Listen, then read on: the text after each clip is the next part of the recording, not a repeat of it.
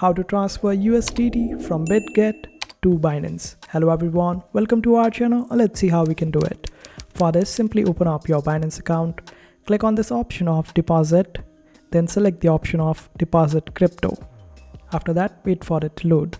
Then select the coin, and since we want to receive the USDT on Binance, simply select USDT, then select Binance Smart Chain over here, and you would get the address. Simply copy this address and open up your Bitget.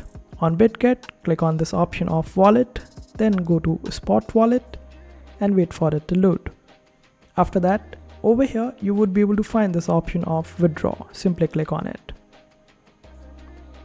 Now select the coin, and since we want to send USDT, simply select USDT over here and select the Binance Smart Chain over here as well, since we want the similar chain or similar network that needs to be selected on both the platforms. After that, paste the wallet address that we just copied. After that, make sure that you have turned on the two-factor authentication, then type the amount of USDT that you want to send, and after verification you would be able to send your USDT from Bitget to Binance account, and that's how you do it.